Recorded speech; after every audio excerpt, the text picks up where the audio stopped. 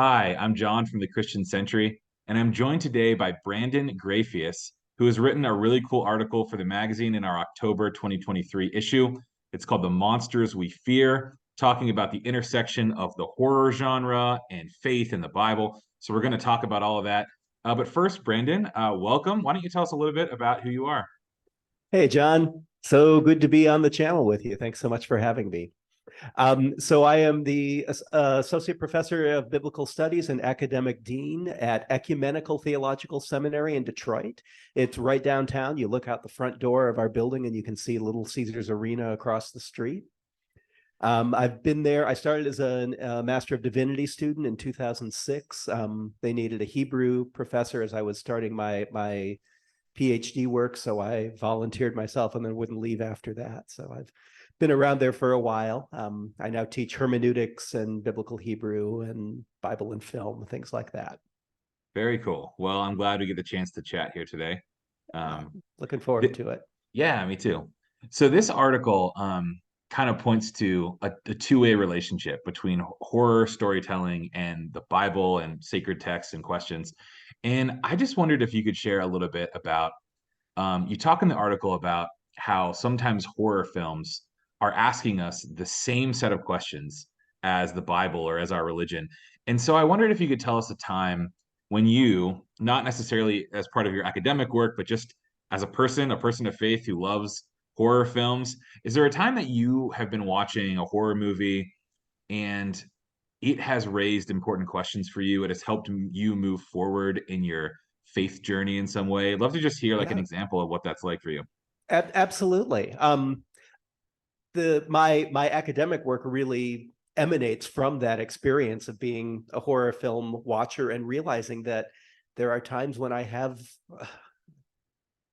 wondering if calling them revelatory moments is too strong. Maybe not. I'm thinking of a movie like the early 2000s. I think it's 2004 movie by director Danny Boyle called Sunshine, where the world is dying. There's a group of people who have been sent out into space with a nuclear bomb to try to restart the sun. And it has all these fascinating explorations. There's one of the crew members who is really drawn to the observation deck of the ship to experiencing the sun, and he asks, "How much of the sun can I take in? I want to experience as much of it as I possibly can." And he's told, we could go up to about, I can't remember the exact number, but it's something like 3.2%. And he is just absolutely blown away by this 3.2% that he's experiencing. It's pretty clear through the movie that the sun is a stand-in for the divine, and our relationship to it, of needing to get as close to it as we can. We want to experience it as deeply, as richly as we can, and it's also too much for us if we take it all in. So all of these And it's questions. dying and it's Yeah, on us to somehow exactly, restart it. It's really exactly. fascinating. There's so much going on in there, and as I'm thinking through this movie and watching it, realizing that this is not necessarily an outlier. There are a lot of movies that raise questions like this and dive this deeply into questions of faith. Yeah. Oh, I had forgotten about the movie Sunshine. What a an awesome sci-fi horror kind of mashup that movie Yeah, is. yeah, Um, okay, another important part of your essay is looking at the Bible itself, and you make the point that there are stories throughout the entire Bible that are using elements of horror to make the points that they're trying to make. And you mentioned a few in the article, and whether you pick one that's in the article or just another one that comes to mind, I'd love it if you could share with us an example of a story in the Bible that uses horror kind of elements of storytelling and why that's effective. yeah. I think that's a really, really key point. One of the things I'm really wrestling with in a lot of different spaces in my work right now is this idea that we maybe, as people of faith, have been brought up thinking the Bible is supposed to be nothing but edifying, uplifting, positive, giving us moral examples to follow, and it does all of those things. Of course, I don't want to say that the Bible is nothing but a book of Lovecraftian nightmares. It has all of those elements of goodness and mercy and generosity, but it also has a whole bunch of different kinds of stories. So when we run into horror stories in the Bible, if we don't recognize them as horror stories, we can misread them pretty easily. One of the passages I reference in the article here that we're discussing is Genesis 6 through 9, the flood story. I feel like maybe it was maybe 5 or 6 years ago, I just had this realization that we talk about this in Sunday school. We bring out the stuffed animals, we sing "Rise and Shine" and give God the glory, glory. And this is really a terrifying story. We smooth out all those parts, focus so tightly on Noah, his family, and all the surviving animals on the ark that we don't think about the horror and the devastation around us.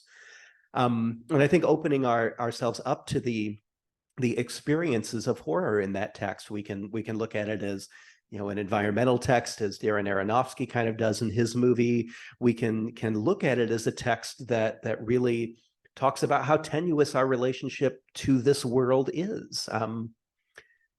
It is a relationship that can really get messed up and damaged with serious consequences. And if all we're thinking about is Noah's fuzzy beard and his nice little animals and the rainbow at the end, we miss all of those things. We go straight to the happy resolution at the end, and we miss these deep complexities of the story that I think really provided a richness. Yeah, oh, that's fascinating. Thanks. Finally, I just was hoping you'd tell us a little bit more about your research, your work. I think Yeah. a lot of our readers and listeners probably, like at the beginning of your article, you say there's been this antagonistic relationship for a long time between the church and horror. And maybe it's shocking to some people to know that a professor like you exists, someone who is actually just researching these two things together. But could you tell us a little bit more about like what you're working on or what's been interesting in your work? Sure, sure. I do have that experience that when I talk with people about my work, at first there's kind of a, this is a little weird, and then I can gradually see some processing and, okay, oh yeah, that, okay.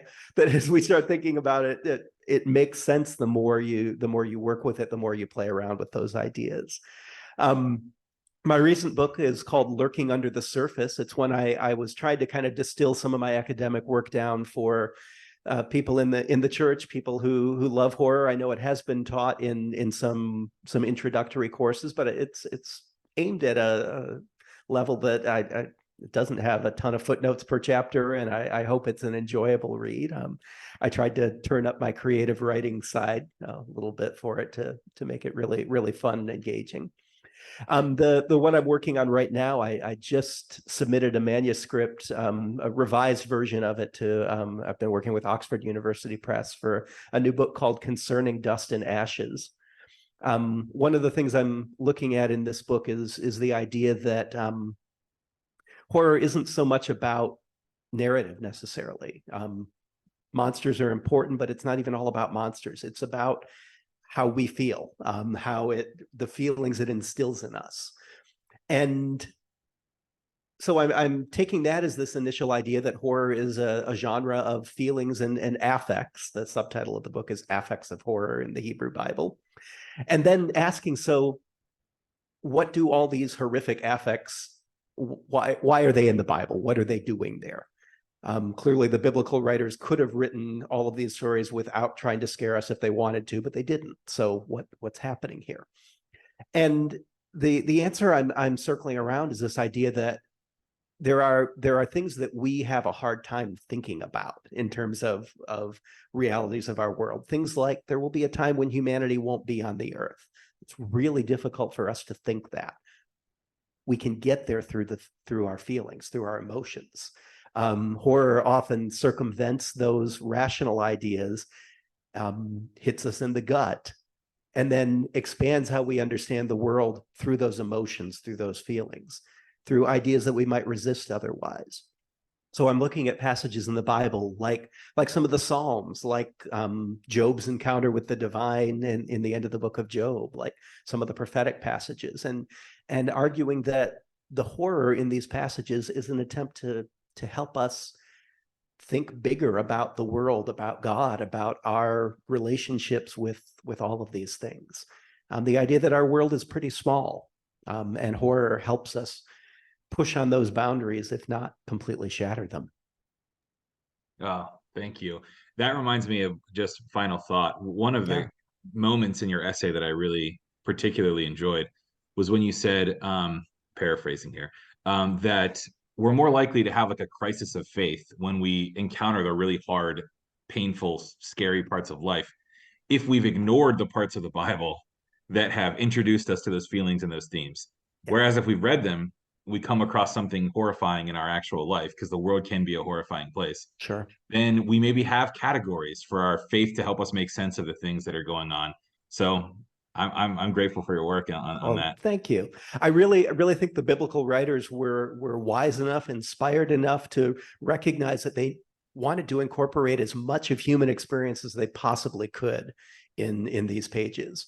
And part of that means grappling really seriously with these questions of horror. Because, yeah, Yeah. as you say, we experience that in our lives. And so the Bible acknowledges that, yes, this is a part of what it means to be human and be in relationship with the divine and with the world. Mm, yeah. Wow. Well, we could chat all day, but let's call it there. Thanks so much, Brandon. It's been great talking to you. Oh, thanks so much for having me on, John. This was great. Yeah, for anyone out there who hasn't read the article, The Monsters We Fear, the link will be below where you can check that out. Also, we'll have the link below to the book that Brandon mentioned, Lurking Under the Surface. So you can check that out below. And yeah, thanks, Brandon. All right. Thanks so much, John.